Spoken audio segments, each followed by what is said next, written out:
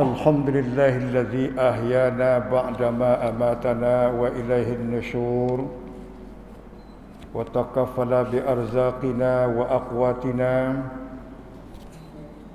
وأمرنا بتوحيده إله يعلم ما نحن عليه من أرزاقنا وأقواتنا اللهم اجعل جمعيتنا جمعية المرحومة وتفرقنا تفرق المعصومة اللهم افتح ما سمع قلوبنا لذكرك وارزقنا طاعتك وطاعة رسولك وعملا بكتابك اللهم اهدنا إلى صراط مستقيم اللهم اهدنا إلى صراط مستقيم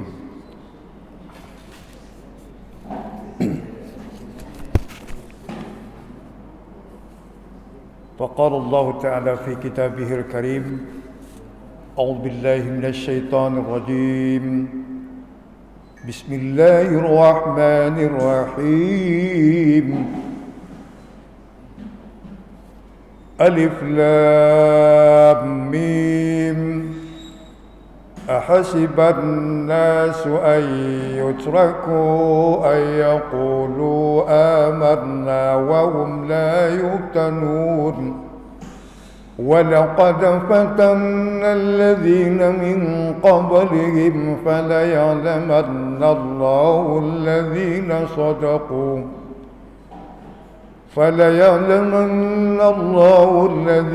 صدقوا وليعلمن الكاذبين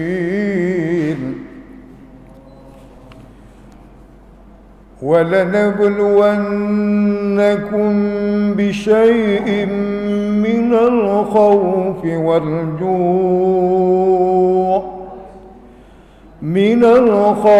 والجوع ونقص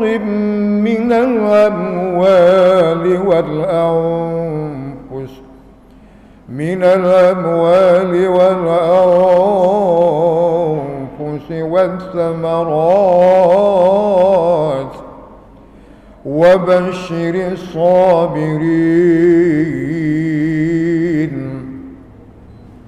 الذين إذا أصابتهم مصيبة قالوا إنا لله وإنا إليه راجعون صدق الله العظيم وصدق رسوله النبي الكريم ونحن على ذلك من الشاهدين والشاكرين والحمد لله رب العالمين. Alif Lam Mim, Allah yang mengetahui akan maksudnya. Ahasiban nasu ayyutraku, apakah manusia mengira bahwa mereka akan ditinggalkan, tidak akan diapa-apakan? Ayaqulu amanna, ketika ia telah menyatakan bahwa ia beriman, ia tidak akan diuji oleh Allah. Di dalam tafsir dijelaskan ini pertanyaan Allah, lalu dijawab ada yang mahzuf namanya la atau kalla, sekali-kali tidak. Walaqad fatanna alladzina min qablihim, dan demi sesungguhnya kami telah memberi ujian kepada orang-orang sebelum mereka. Fala ya'lamanna Allahu alladzina sadaqu, supaya Allah mengetahui mana orang-orang yang imannya benar, wa la ya'lamannal kadzibin, dan mana imannya yang bohong. Itu dalam surah Al-Ankabut ayat 1 sampai dengan 3. Di dalam surah Al-Baqarah ayat 155 Allah mengatakan walanabluwannakum bisyai'im, dan demi sesungguhnya atau pasti bahasanya. Kami akan menguji kamu bisyai'in. Dalam tafsir jelaskan syai'in ay biqalilin. Syai' itu dengan makna qalil. Artinya apa? Sedikit. Apa yang sedikit yang diberi uji oleh Allah? Pertama adalah minal khauf, rasa takut. Yang kedua adalah ju', kelaparan. Ketiga, wa naqsim minal amwal, kekurangan harta atau kehilangan. Wal anfus, bahkan kehilangan nyawa, jiwa. Wassamarat, wassamarat ini mufassir menafsirkannya dua, makna akarnya adalah buah-buahan, tetapi ditafsirkan juga dengan keturunan. Jadi kehilangan jiwa dan kehilangan anak cucu. Wa basyiris sabirin, kasih kabar gembira kepada orang sabar. Siapa ini? Alladzina idza asabathum musibah, yaitu orang-orang apabila ditimpa oleh musibah, yang keluar dari ucapannya adalah qalu inna lillahi wa inna ilaihi raji'un. Kalau dapat musibah langsung terucap inna lillahi wa inna ilaihi raji'un. Pemahamannya, sesungguhnya kami ini milik Allah, wa inna ilaihi raji'un, dan pasti kembali kepada Allah. Ibu-ibu dan bapak-bapak jamaah subuh yang mulia, puji syukur selalu kita panjatkan kehadirat Allah Subhanahu wa taala. Pagi subuh yang cerah ini, alhamdulillah kita diberi kesehatan oleh Allah. Barangkali ada sakit, mudah-mudahan disembuhkan oleh Allah. Yang telah mendahului kita, diampuni dosanya, dilapangkan kuburannya, ditempatkan di tempat yang indah sambil menunggu yaumil qiyamah, yaumul ba'ts. Tema dikasih pada pagi ini yaitu sikap muslim menghadapi musibah. Salawat dan salam kita addreskan ke junjungan kita Nabi besar Muhammad sallallahu alaihi wasallam. Nabi diutus oleh Allah telah memberikan pedoman, petunjuk, contoh tauladan dalam menghadapi berbagai macam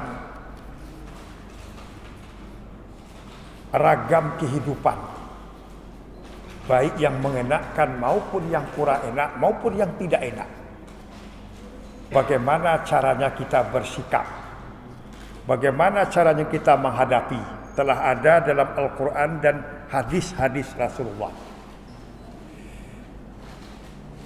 Kaum muslimin jamaah subuh yang berbahagia, bicara tentang musibah,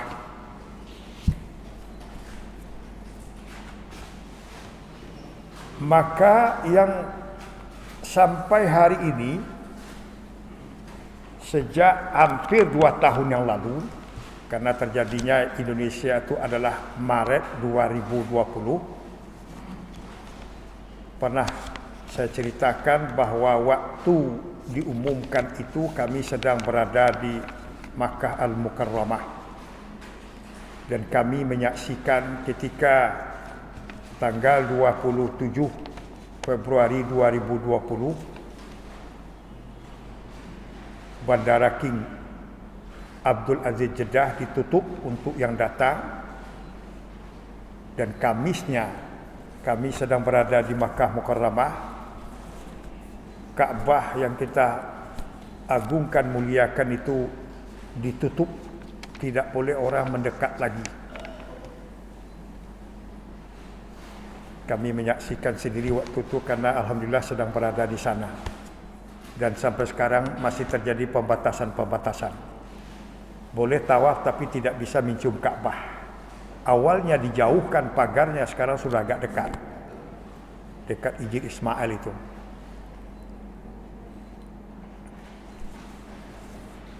Ini yang sampai detik ini itu sudah 200 juta lebih penduduk dunia terpapar. Di Indonesia sudah 3 juta lebih, yang meninggal 120 ribu lebih, yang meninggal di dunia sudah 4 jutaan. Benar-benar dahsyat. Menjelang akhir tahun yang lalu, para pakar sempat ngomong bahwa musibah ini nggak akan lama berakhir, bahkan sempat juga diungkap oleh Presiden waktu itu, menurut pakar katanya di WHO, tidak lama lagi akan berakhir. Akhirnya Pak Presiden, apanya, kemiluan apa namanya? Kemiluan itu malu sendiri. Dia sempat ngomong, memberi keyakinan kepada umat, tapi ternyata ahli pandemi di WHO mengatakan belum ada yang bisa memastikan kapan berakhirnya. Maka muncullah istilahnya new normal baru. Bahkan sekarang istilahnya yuk hidup berdampingan sama corona.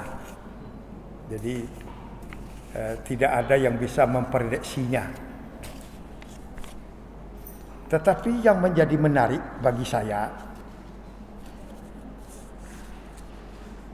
sering saya ungkap juga bahwa laporan dari awal daripada terjadinya pandemi ini adalah di Wuhan, negeri Cina atau Tiongkok.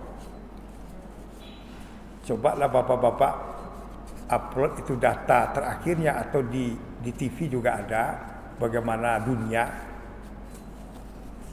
Terakhir dilaporkan bahwa di negeri Tiongkok itu kasusnya hanya 94.000, yang meninggalnya sekian ribu saja. Sempat itu di lockdown Wuhan sebulan, akhirnya habis. Lalu sempat juga ada lagi kasus di lockdown sebentar. Tetapi laporan terakhir yang kita lihat tidak lebih dari 100.000 sampai detik ini. Ini yang menjadi pertanyaan besar. Apa sebenarnya terjadi? Kok bisa? Di kita tiap hari naiknya luar biasa. Bahkan bulan-bulan lalu itu puncaknya adalah sampai 56.000 lebih. Tertinggi di dunia. Bahkan DKI tertinggi juga di Indonesia, 40.000 lebih. Itu yang sampai detik ini saya tidak bisa menjawabnya. Apa sebenarnya terjadi? Sehingganya mereka menciptakan vaksin-vaksin dan dikirim ke negara-negara di dunia, termasuk ke kita Indonesia. Di Eropa juga seperti itu. Kita menyaksikan ketika terjadi Euro. Tapi di negeri Amerika Latin terjadinya Copa Amerika belum bisa diterapkan. Apa yang terjadi di Euro? Orang menonton bola sudah bebas. Penontonnya ramai.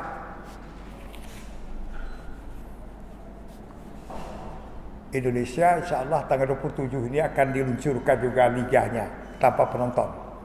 Mencontoh Olimpiade di Jepang. Penontonnya terbatas. Kalau di liga katanya sekitar 200-an. Berarti itu pengurus-pengurus saja dan pemain kayak gitu. Hadirin kaum muslimin, itu yang menjadi pertanyaan besar bagi saya. Sampai detik ini belum saya jawab karena belum ada masuk akses data. Kok bisa di negeri asalnya itu sudah berhenti? Kehidupannya sudah normal. Penduduknya hampir 2 miliar. Tertinggi di dunia. Kita penduduk yang nomor 3 atau 4 di dunia. Sekarang kepusingan kita, anggarannya sudah babak belur. Ya kan? Mau diketat-ketatkan gimana? Ya sudah. Mulai dilonggar-longgarkan. Tentu kita bertanya, apa sebenarnya maksud Allah dengan memberi ujian seperti ini? Kalau dalam surah Al-Ankabut ayat 2 itu Allah memberikan penegasan. Ini yang harus kita pahami dengan jelas, maupun ada pandemi atau tidak. Karena ujian ini zaman Rasulullah juga ada ta'un yang dimunculkan dari hewan. Kalau dulu kita ada flu burung, flu babi, segala macam kan gitu. Kalau ini entah dari mana flu-flunya tidak jelas.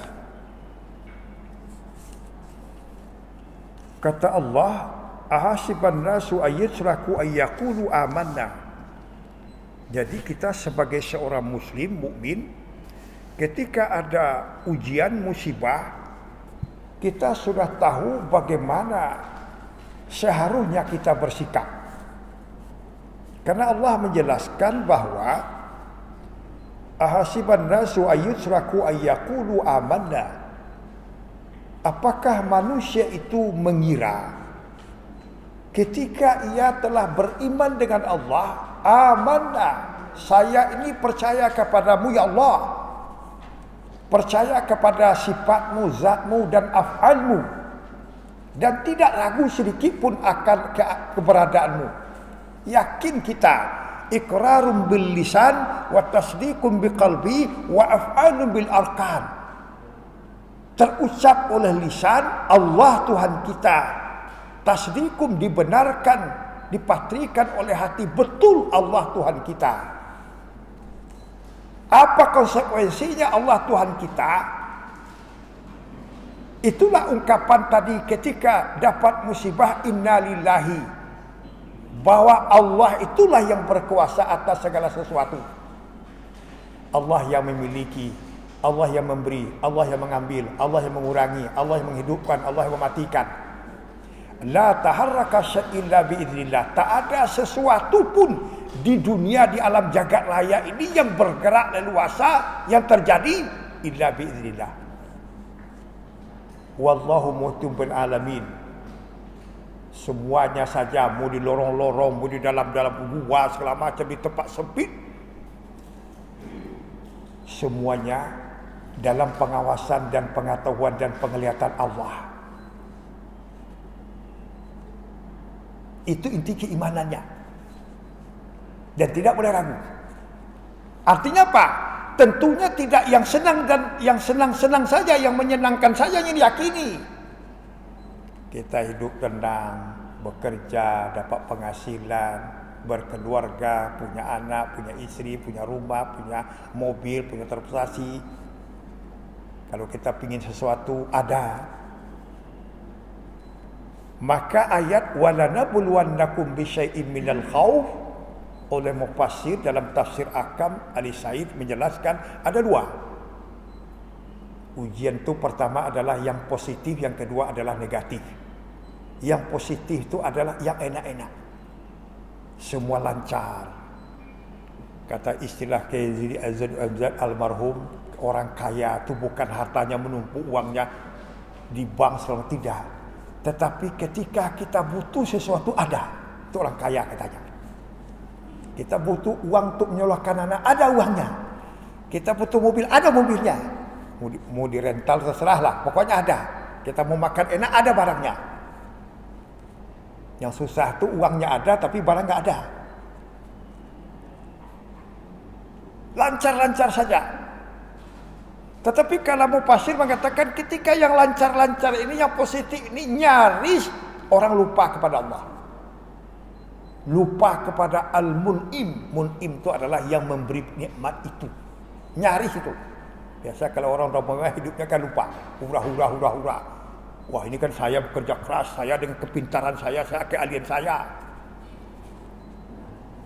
Itu kan Fir'aun tuh kalau bahasa lainnya, yang merasa dia hebat. Tak ada perlu Allah, tak Allah campur tangan Allah. Makanya ahli-ahli ad-dahar namanya. Kalau ada musibah dia bilang itu kan gejala alam. Maka diciptakanlah kalau musim panas, diciptakanlah air hujan buatan. Teknologi canggih. Memang Allah mengatakan ya ma'syaras sabab ini stata'tum an tanfudhu min aqtaris samawati wal ardh fanfudhu la tanfudhu illa bisultan. Hai manusia dan jin, kamu tidak akan mampu. Silakanlah kamu menjelajahi alam jagat raya, muka atas muka bawah, silakan. La tanfudhu illa bisultan. Kamu tidak akan mampu menjelajahinya terkecuali dengan kekuatan. Kekuatan itu sains dan teknologi. Begitu sekarang. Apa-apa aja bisa. Apalagi zaman era milenial ini. Nah, ketika terjadi krisis musim panas, diciptakanlah hujan buatan dengan teknologi canggih. Pertanyaan saya, itu kerja malaikat Mikail apa? Kita meyakini malaikat Mikail itu kan mengatur hujan dan mengatur rezeki. Nah, kalau itu sudah ada teknologi canggih pembuatan hujan, tentu malaikat Mikail cuti kali ya. Itu kadang-kadang. Jadi orang-orang yang tidak percaya dengan Allah, dia meyakini bahwa kalau musibah itu adalah gejala alam, bukan ciptaan Allah. Termasuk sampai detik ini saya masih mendengar bahwa terjadinya pandemi COVID-19 ini katanya itu teorinya, maaf, ini kita tidak menjelekkan bangsa lain atau apa. Mereka mengatakan itu kan adalah kong kaling kong atau apalah namanya, menciptakan apa oleh Cina, dibuat virus, disebarkan, negaranya berhasil karena dia tahu yang menciptakannya itu karena sudah meninggal dokternya itu dan tahu obatnya. Makanya Cina itu berhenti karena dia menciptakan, katanya disebar ke dunia, dihajar tuh Amerika. Karena Amerika sama Cina itu kan tak pernah akur sama detik ini. Akhirnya marah juga Amerika sama Cina. Waktu presidennya si Trump di Amerika yang tertinggi di dunia sekarang. Tapi itu tadi, kadang-kadang kalau kita pikir, kok bisa dia di sana nggak ada lagi. Nah, di negeri kita, sikap daripada sebagian masyarakat itu mengatakan nggak ada itu corona katanya. Itu karenanya akal-akalan saja. Nah, pemerintah sudah berulang kali berusaha mengajak itu ahli-ahli agama, tokoh-tokoh dan tokoh masyarakat bagaimana memberi penjelasan kepada masyarakat untuk menghadapi ujian ini. Laporannya terakhir bahwa alhamdulillah masyarakat sudah menyadari, sehingganya dia pun mau mengikuti aturan-aturan, sehingga tingkat kepatuhan daripada masyarakat dunia semakin meningkat.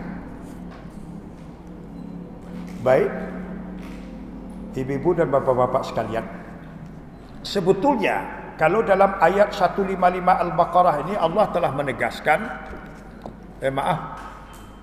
kita kembali sedikit tadi, bahwa ketika kita telah meyakini beriman dengan Allah, jangan kita menganggap atau mengira, kata Allah, bahwa kita ongkang-ongkang kaki aja lagi. Hidup ini akan lancar-lancar saja tanpa diuji oleh Allah. Ini yang keyakinan yang keliru, itu yang disampaikan oleh Allah. Tadi saya katakan ada mazhur kalla, sekali-kali tidak, dalam tafsir itu. Apa maksudnya? Dijawab ayat sesudahnya, wa laqad fatanna alladziina min qablihim. Dan demi sesungguhnya, kata Allah, kami telah memberikan ujian, cobaan, musibah kepada umat-umat terdahulu. Jadi bukan kalian sekarang aja, udah dari dulu. Para nabi, para aulia, para rasul, para orang-orang zuhud, semuanya diuji oleh Allah. Mulai dari Adam menyambi Adam sampai dengan Nabi Muhammad, umat-umat itu sudah diuji. Apa maksud Allah? Fala ya'lamannallahu alladziina shadaqu. Allah ingin mengetahui mana di antara kalian imannya yang benar. Wala ya'lamannal kadzibin, mana imannya yang bohong. Mana imannya yang kuat, yang benar, Yang ketiga komponen iman tadi bisa seiring sejalan. Atau mana yang tidak? Iqrarum bilisan. Lisannya mengucapkan ia beriman dengan Allah. Hatinya juga. Lalu dibuktikan dengan perbuatan. Apa perbuatan? Ketaatan kepada Allah. Orang beriman itu pasti taat kepada Allah. Kalau dia tidak taat, itu ada komponen lain. Kalau hanya lisan, itu orang munafik.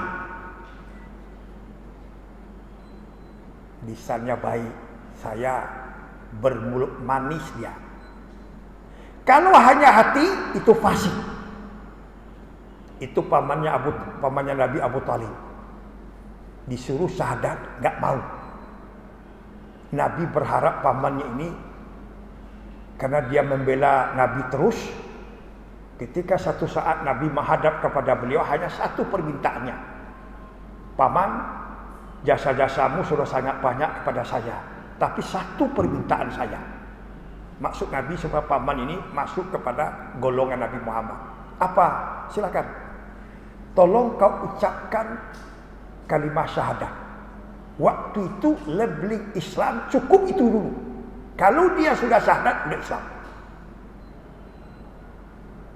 Apa jawab Abu Talib? Terima kasih. Wahai Muhammad, tidak usah kau hiraukan pamanmu ini. Silakan kau lanjutkan perjuanganmu. Tidak mau dia mengucapkan syahadat. Itu permintaan Nabi. Padahal, ya, realitanya, afalnya, dia membela Nabi. Dia meyakini sebenarnya hatinya bahwa Islam yang dibawa Nabi Muhammad itu benar.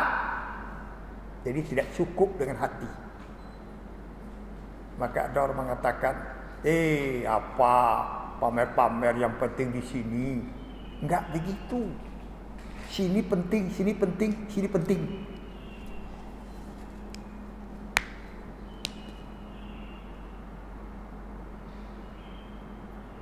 Jadi orang yang beriman nanti dilihat kadarnya al-imanu yazidu yang kusu. Iman itu berfluktuasi, dia akan naik turun. Kadang-kadang baik omongannya, kadang-kadang ketos, kadang-kadang nyakitin orang. Berarti ini yang di luarnya yang enggak benar. Kadang-kadang hatinya ragu. Apa iya. Saya lagi kesulitan nih. Saya mohon kepada Allah, kok enggak diijabah doa saya? Mulai sini ragu. Ragu kepada Allah. Termasuk sekarang juga. Diuji oleh Allah. Bisyai'in minal khawf. Ada rasa ketakutan. Ketika tahun lalu itu cukup seram, mencengkram itu kondisinya. Takut kita, keluar takut, nggak boleh. Nanti terpapar. Sebetulnya rasa takut ini terjadi dari segala macam bentuk. Terjadi peperangan zaman-zaman darurat lu, orang takut keluar, larinya kemana, ke masjid. Kalau nggak dihajar sama tentara Belanda, kan begitu. Termasuk di Taliban sekarang, Afghanistan. Taliban menguasai Afghanistan, tetapi sebagian rakyatnya itu khauf, ketakutan, lari puntang-panting, menggambarkan kiamat. Pergi ke bandara, nggak tahu keselamatan dia, dikejar pesawat Amerika, naik dia disayat-sayat, jatuh mati. Itu khauf. Mau diapain? Khauf. Ketakutan. Kadang-kadang ketakutan itu tidak dikondisikan oleh luar. Ketakutan dari diri kita sendiri. Takut dia karena dulu pernah dosanya banyak. Ya kan? Wal-ju', ini kelaparan, kekurangan pangan. Kalau zaman-zaman darurat itu saya dengar dari ibu saya dulu, yang lebih parah tuh zaman Jepang. Zaman Jepang tuh kerjanya kejamnya apa? Hanya 2,5 tahun. Seluruh beras-beras dibuang ke laut. Beras itu dicampur sama pasir. Jadi kalau kita beli beras satu liter itu isinya pasir separuh. Jadi dibersihkan dulu baru masak. Lalu makan pakai apa? Kata ibu saya dengan nenek saya. Di kampung saya itu di Pariaman itu kan daerah kelapa. Singkong ditanam, dicampur sama kelapa. Diharapkan nasi jangan diharap. Susah dapatnya, ada pasirnya separuh. Sangat krisis. Tetapi zaman sekarang alhamdulillah tidak sekrisis pangan itu. Menteri Pertaniannya bilang, gara-gara corona malah pertaniannya meningkat. Petani-petani meningkat. Nggak ada orang kekurangan beras. Makanya ada bansos-bansos. Ada duit juga sekarang. Tetapi uang negara sudah hampir habis. Ya. Harta benda ini oleh Allah banyak ujiannya. Kalau berkaitan dengan harta, itu sebenarnya itu kan ada kewajiban-kewajiban kita mengeluarkan zakat, infak, sedekah. Ketika kita pelit medit, maka oleh Allah gampang menghabiskan harta. Pertama adalah apa? Kita diberi sakit oleh Allah yang obatnya pusing dokter, udah berobat ke Cina, udah berobat ke Singapura, nggak sembuh-sembuh, habis hartanya. Saya pernah ketemu sama orang begitu. Hanya tinggal 2 mobil aja. Dulu hartanya miliaran. Pernah juga menghadap kepada Profesor Zakia Derajat. Orang stres, kaya raya. Nangis dia di depan Profesor Zakia Derajat. Apa sakit saya ini, Prof? Hartanya itu bercampur dengan halal haram. Bagaimana cara mengambil oleh Allah kalau enggak disakitkan dia dan anggota keluarganya, kalau enggak dibakar oleh Allah. Karena oleh Allah membakar itu enggak gampang. Maka selalu katakan bagaimana caranya memelihara harta kita dan jiwa kita. Banyak hadis Nabi, jangan pelit medit dan jangan dimakan hak-hak orang. Hadis Nabi riwayat Tirmizi mengatakan la yadkhulul jannata lahmun wa damun nabata ala sutin. Tidak akan masuk surga daging dan darah yang tumbuh dari yang haram. Ingat itu. Kalau kita sholat tidak akan pernah khusyuk karena pakaian kita ini ada haramnya. Karena di perut kita ini ada haramnya.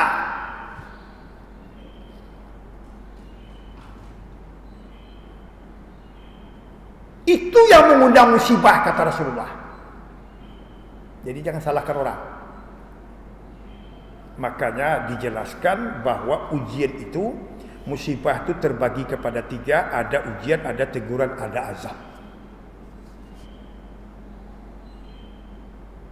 Kalau ujian al-imtihan tadi wahum lautanun, pasti diuji.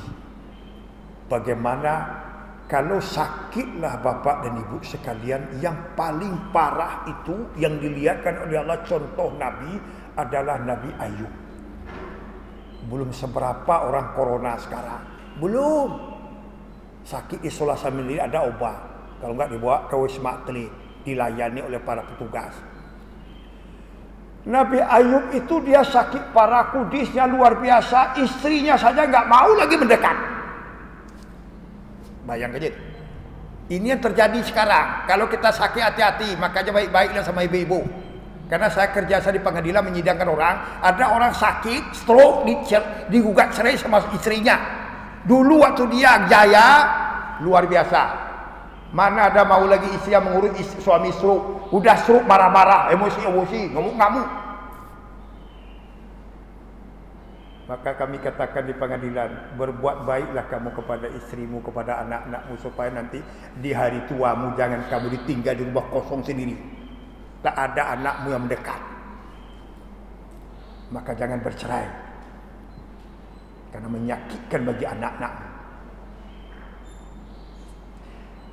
Istri Nabi Ayub pergi, dia ditinggal. Bayangkan dia tinggal di rumah 1 orang. Enggak ada yang ngurus Nabi Ayub. Kenapa? Di seluruh tubuh Nabi Ayub ini kudis mengalir menanah ulat. Itu ujian luar biasa. Nabi Ayub itu adalah hamba yang sabar. Ia tidak pernah mengeluh. Di antara tubuh Nabi Ayub, satu yang tidak bisa digaragotin oleh ulat. Apa? Lidahnya.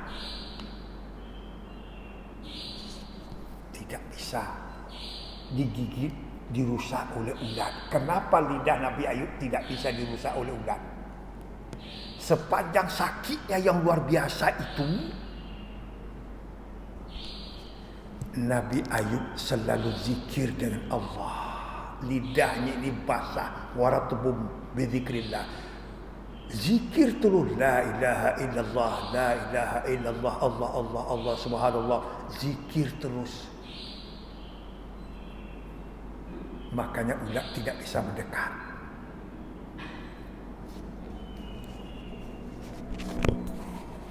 Jadi kaum muslimin,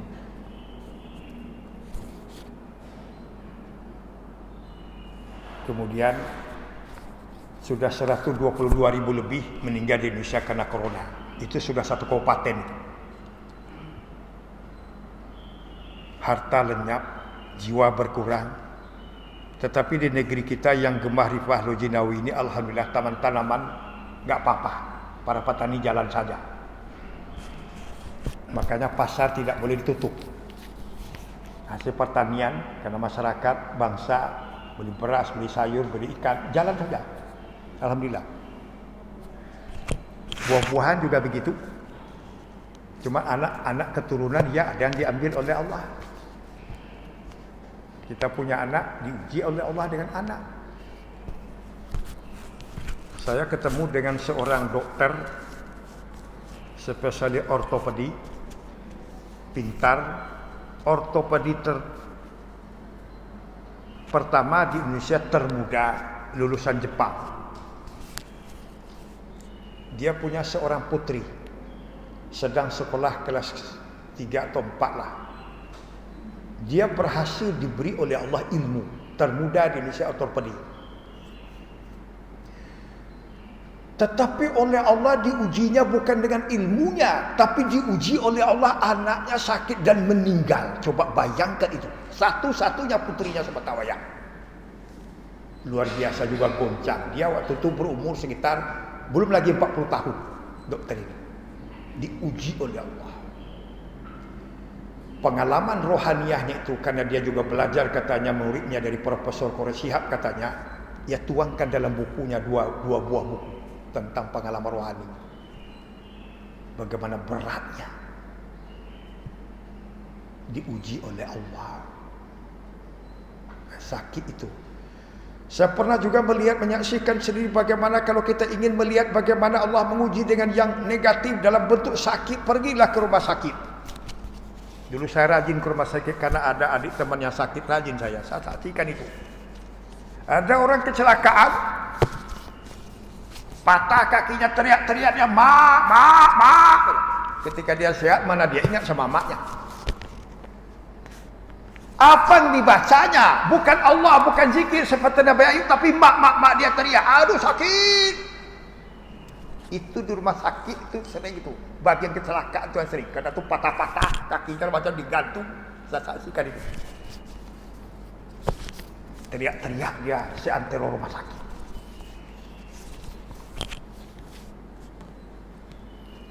Dalam sebuah hadis qudsi dijelaskan bahwa ketika seorang hamba diuji oleh Allah dengan sakit-sakit yang seperti tadi, Allah utus malaikat. Apa tugas malaikat? Malaikat itu datang kepada si pesakitan tadi. Tugasnya adalah ditugaskan Allah, apa yang keluar dari mulut orang yang sakit itu, apakah dia menyebut Allah atau gimana? Itulah yang saya saksikan di rumah sakit. Merintih-rintih dia. Mana ingat sama Allah, ingat sama maknya. Walaupun sebelumnya enggak ingat maknya, tapi sakit baru ingat maknya. Nyaris karena kadar keimanan tadi juga, bukan Allah disebut, segala macam disebut. Bahkan ada juga yang keluar kata-kata kasar. Saya menyaksikan itu. Aduh, gara-gara kamu matilah kamu, sayang kita lagi, macam-macam. Saya serap itu. Hadirin kaum muslimin, ketika tadi kajiannya dari awal adalah ujian iman, mana iman yang benar, mana iman yang bohong. maka tentunya kita seharusnya kita membuktikan bahwa iman kita benar. Karena ketika kita menghadap ujian, orang lain tidak bisa bantu, kita sendiri. Pada saya dulu ketika masih mahasiswa, kami acara di Bandung, lalu dititipkan menginap di rumah salah satu teman. Dia punya ayah, ibunya bercerita bahwa ayah si anak ini meninggal. Ini sikap seorang muslim ya. Ketika dia sakit, si bapak ini katanya sakit, dia tidak pernah mengeluh sampai meninggal. Tidak pernah mengeluh. Maka oleh sebab itu ada petunjuk-petunjuk yang diberikan oleh Rasulullah. Kenapa? Karena Nabi menjelaskan bahwa setiap musibah, baik itu kecelakaan maupun itu berbagai ujian, kata Rasulullah dalam hadis yang diriwayatkan oleh Bukhari Muslim, illa kafarallahu biha min khatayahu. Ini ingat, ini ujian. Ma yusibul muslimu min nasabin wala wasabin wala hamin wala hazanin wala adha wala ghamin hatta syauqah yushakuha illa kafarallahu biha min khatayahu. Sampai kita tertusuk duri pun, kata Rasulullah, ujian yang berbagai macam, sakit, sedih, lelah, capek, kecelakaan, ketika itu dihadapi dengan sabar, illa kafarallahu biha min khatayahu. Allah tutup, Allah ampuni seluruh dosa-dosa kesalahannya. Makanya dikatakan ketika orang tua kita sakit menjelang sakaratul maut, kita doakan, dia sabar, maka dosanya diampuni oleh Allah ketika ia mau meninggal.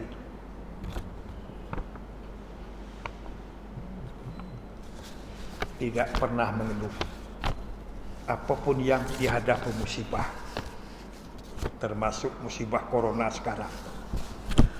Maka Syekh Muhammad bin Saleh Al-Utsaimin itu menjelaskan bahwa ketika dapat musibah, sikap muslim itu ada 4. Pertama, orang kalau diuji oleh Allah tadi sudah itu marah-marah itu tadi. Apa ini? Enggak terima saya. Perusahaan saya bangkrut. Kamu yang salah. Pokoknya marah-marah. Dilempar-lempar semua. Dia tidak sadar ujian dari Allah. Kamu tolak. Ada itu. Adanya sering kita lihat di sinetron. Tapi ternyata itu kan fakta kehidupan yang di sinetron kan. Pokoknya begitu, ada marah-marah, ngamuk-ngamuk dia. Siapa dilempar-lempar, marah sama anak, marah sama istri. Gak terima, dia menerima sesuatu yang di luar kemampuan otaknya. Menurut teorinya, saya harus berhasil. Tapi kenapa gagal? Itu kata Muhammad Saleh bin Utsaimin. Marah-marah, dongkol-dongkol, ngamuk-ngamuk. Yang kedua adalah sabar. Ista'inu bis-sabri wassalah, sabar, berdoa. Bagaimana sabar? Ketika kita diuji oleh Allah, katakanlah kita kemalingan, dicopet atau apa. Ada 2 sikap. Pertama adalah kita kesal, marah. Apakah marah, kesal itu akan mengembalikan yang hilang? Tidak. Jadi 2 kali ruginya. Kita tidak sabar berdosa, barang kita enggak akan kembali. Kalau kita sabar, kita sadari innalillahi, ini milik Allah. Rumah milik Allah, istri milik Allah, anak milik Allah, harta milik Allah. Dititip oleh Allah, diambilnya. Masa kita tidak terima Allah? Kalau imannya ada. Kalau imannya ada, kita sabar. Yang dilihat apa? Ini peringatan dari Allah supaya saya lebih dekat dengannya, supaya saya lebih tobat, supaya ibadah saya diperbanyak, supaya zikir diperbanyak, sedekahnya diperbanyak, menolong orang diperbanyak. tidak menyakiti hati orang. Semua sesuatu dipikir. Kalau omong dipikir, tidak sembrono. Itu nama sabar. Dan tidak mengeluh. Dan tidak menyebut-nyebut. Coba kalau tadi saya nggak jalan, mungkin tidak kecelakaan saya. Itu tidak boleh. Itu namanya menyesali takdir Allah. Kalau kecelakaan patah, terima. Jangan disesali. Coba tadi, nanti diomelin sama ini. Coba bapak kalau tidak pergi itu, tidak kecelakaan itu. Tidak boleh begitu. Itu kata-kata yang bukan orang sabar. Itu orang tidak terima dengan takdir Allah. Qad ja'alallahu likulli syai'in qadra. Semuanya sudah ada aturannya. Setelah sabar, ini yang berat. Ini tingkatannya. Yang ketiga adalah ridho. Ini. Ridho ini artinya kan welcome menerimanya. Tidak pernah mengeluh sedikit pun. Ini yang kita latih. Saya mengungkapkannya adalah menikmati ujian Allah. Menikmati sakit.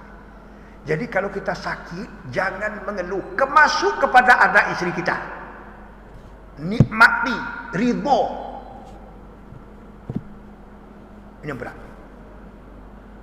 Zikir banyak. Pokoknya tidak usah mengeluh. Gak ada kata-kata mengeluh di lidah. Itu yang dilatih. Ini tingkatan sufi tertinggi. Bahkan terakhir ini yang terberat. Apa? Ketika dapat musibah, bersyukur kepada Allah. Ini yang tertinggi luar biasa. Ini para nabi, para aulia Allah. Bukan sebaliknya tadi teorinya jeruk asam, ini jeruk manis. Allah menguji saya. Saya bersyukur kenapa Allah memilih saya. Kenapa bukan orang lain?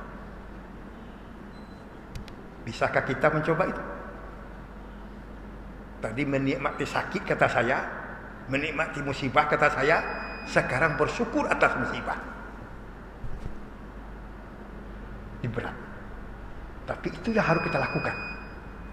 Tak ada penyesalan sedikit pun, tak ada kesal sedikit pun. Itu ridho dan bersyukur. Apalagi keluar kata-kata, itu sikap pertama, itu yang terendah. Baik di hati maupun di lisan. Kan hati bisa aja orang nggak tahu dongkum. Bisa aja. Itu setan iblis sangat kencang pengaruhnya. Digodanya kita. Masa kamu diam aja, hartamu diambil orang. Lawan dong. Masa kamu diam aja, istrimu diambil orang.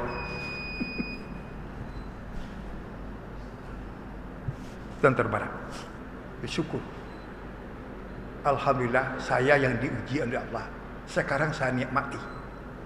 Dan tidak boleh kata apapun penyesalan dan kesal.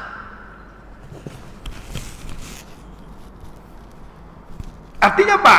Kalau kita dapat musibah nggak usah diceritakan ke orang lain. Saya dulu pernah kejadian dengan istri saya. Dia ditipu sama orang, dihipnotis. Saya waktu tugas di Pokerto, telepon saya. Jangan menangis. Tidak boleh menangis, kata saya sama itu. Kita punya Allah. Ini merinding saya. Tadi telepon. Jangan menangis. Dan jangan cerita kepada siapapun. Kita punya ada asisten rumah tangga, cerita ke tetangga. Allah punya sesuatu yang lebih baik sesudah itu, kata saya. Jangan mengeluh, jangan menangis, jangan ceritakan ke orang. Inilah yang namanya ridho dan bersyukur tadi. Dinikmati. Gak mungkin Allah gak punya tujuan. Ternyata benar, sesudah itu diberi oleh Allah kami rezeki yang melimpah. Saya bilang ini rupanya Allah mengasihi. Maka tidak ada la taqnatu, tidak ada la taqnatu mirahillah, tidak ada yang putus asa dari rahmat Allah kecil oleh orang kafir. Kita ni orang beriman. Jadi setiap kita dapat musibah, ingat kita punya Allah. Ingat nak, kita punya Allah. Jangan sedih, jangan berduka. Yang tertinggi. Oleh sebab itu Mari kita coba menerapkannya dalam bentuk segala apapun. Kita jangan lupa kalau diberi ujian oleh Allah harta atau kehidupan yang senang. Ketika kita dapat musibah, yuk jangan kita marah-marah, jangan kita berduka, sabar, ridho, bersyukur, dan tidak usah diceritakan ke orang lain. Dinikmati sakit umpamanya, dinikmati musibah itu untuk mengontrol keimanan emosi iman kita ini. Mampukah kita? Semakin dekat kita kepada Allah, detak jantung kita itu diketahui oleh Allah. Baik, silakan kalau anda tanya. Sudah hampir habis. Tafadhol. Tafadhol. Ada satu dua. Silakan tafadhol. Assalamualaikum warahmatullahi wabarakatuh. Waalaikumsalam. Seperti yang Pak Ustaz bilang tadi itu, bagaimana iman yang benar, Ustaz. Seperti dalam hadis itu, bagaimana tasdiqun bil wa iqrarun bil lisan wa amalun bil arkan. Ya. Antara iman itu diucapkan dengan lidah, dan diucapkan hati, diucapkan oleh lidah dan diamalkan oleh seluruh anggota tubuh, berbentuk ada 3 unsur di sana. Ya. Ketika kita menyampaikan itu ada satu kebenaran, ya kan, sesuai dengan yang hati. Tapi kalau 3 unsur ini ada salah satu yang tak berjalan pada posisinya, itu gimana, Ustaz? Ya, makasih. Sesuai antara apa yang diucapkan dengan apa yang Ya, makasih. itu berlanjut dengan hadis berikutnya itu yang memperkuat kalau iman itu, kalau kita melihat suatu kemungkaran, kalau dia berkuasa itu rubah dengan kekuasaannya itu, dengan apa namanya, kebijaksanaannya dia, dengan powernya dia, kan begitu.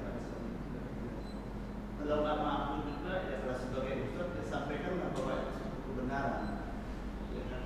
Harus disampaikan itu bahwa itu adalah suatu kebenaran.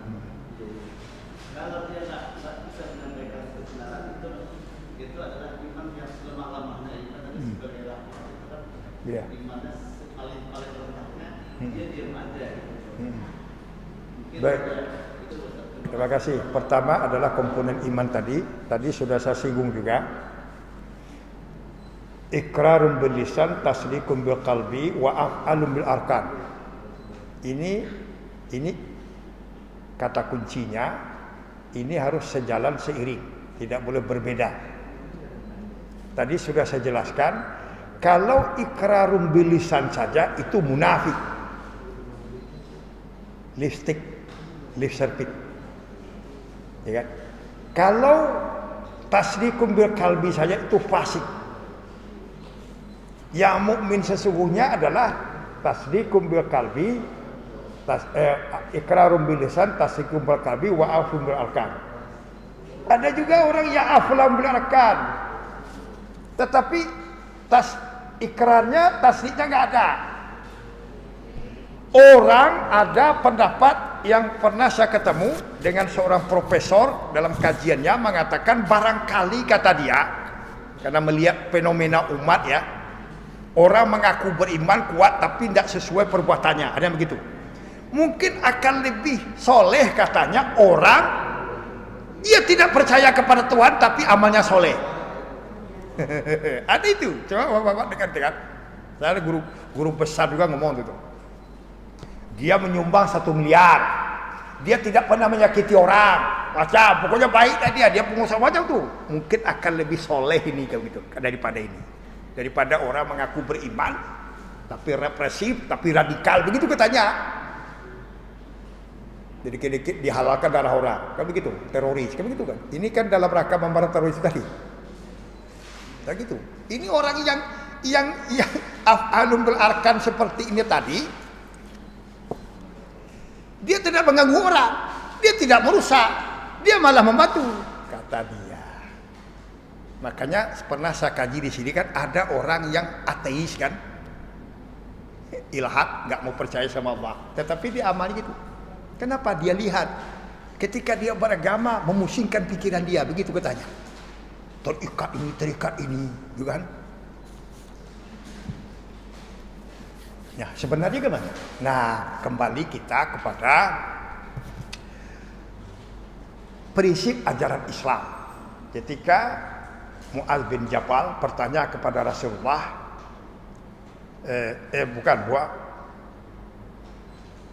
Umar bin Khattab bercerita ketika datang kepada Nabi serba putih, ya, malaikat Jibril, dia minta akhbirni al-Islam, akhbirni al-iman, ya. Lalu dijawab oleh Nabi,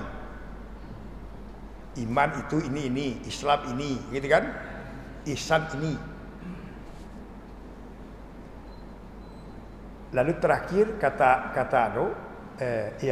ini kita tentang iman. Tapi di hadis lain Tirmidzi tadi, Nabi menjelaskan dialog dengan Mu'adz bin Jabal, kunci-kunci masuk surga atau yang diyakini imannya. Lalu Nabi mengatakan, apakah kamu mau diberitahu tentang pokok-pokoknya tentang beragama? Maulah, kata Mu'adz bin Jabal. Pertama adalah dasarnya ini adalah al-Islam, ya, Islam. Wa umuduhu as-shalah, tiangnya salat. Bahkan raja kepalanya adalah jihad, mahkotanya adalah kafa alaika hadza, kendali lidah. Hadis ini menjelaskan tentang rukun iman segala macam. Lalu Nabi menegaskan bahwa diterima tidak diterimanya amal seseorang dasarnya, kata Nabi, Islam, iman dulu. Kalau orang tidak beriman dia soleh, no, begitu prinsipnya. Itu prinsip kita. Jangan diaduk-aduk sama keyakinan orientalis itu. Sengaja mereka merusak-rusak. Dilihat teroris Islam, itu kan begitu. Jadi fobia umat Islam. Sengaja itu. Jadi kenapa orang yang tidak mengganggu orang, dia maslahat, dia bangun ini, mungkin lebih masuk surga. Begitu kata mereka. Dasarnya kalau dalam keyakinan kita adalah iman. Kalau dia tidak beriman, no. Jadi iman itu yang berbeda. Jadi jangan dia bolak balik. Iman Islam itu harga mati. Lalu kedua apa? Salat. Dia mengaku beriman enggak salat, itu fasik namanya. Gitu. Lidahnya mengatakan dia beriman, tapi perbuatannya berlawanan dengan hatinya, itu munafik. Itu kategori-kategorinya. Jangan terpancing oleh hal-hal yang merusak keyakinan kita. Lalu sekarang ada tugas kewajiban daripada iman tadi. Marra'a munkaran falyughayyir biyadi wa illam sati' fa bilisani wa illam sati' fa bi qalbi fa huwa adhaful iman. Ini hadis sahih. Ini tugas sosial kemasyarakatan. Ini iman. Barang siapa yang melihat sesuatu kemungkaran, dia punya kewajiban merubahnya. Dengan apa? Pertama adalah dengan kekuatannya, tangannya. Kamu gak benar, gitu kan? Kalau dia punya kekuasaan, bikin perda, begitu katanya. Kalau kekuasaan kita tidak punya, maka dengan apa? Dengan lisan. Ingatkan. Kalau kita tidak punya power, ingatkan. Ya kan? Kalau kita tidak punya dua-dua itu, wabi qalbi. Bahwa ada fuliman. Wabi qalbi itu artinya hati kita ini menolak, menentang, tapi kita tidak mampu merubah secara nyata. Ya berdoa, mudah-mudahan kita tidak kena dan orang itu sadar. Itu maksudnya.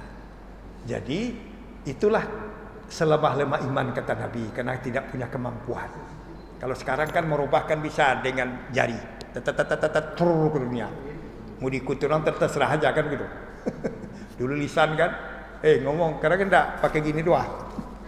Dikirimnya, ya. Ini dikirim ke YouTube, dibaca orang, ya kan? Ya, ada lagi? Udah lewat. Ya. Cukup? Satu silakan kita. Waalaikumsalam warahmatullahi wabarakatuh.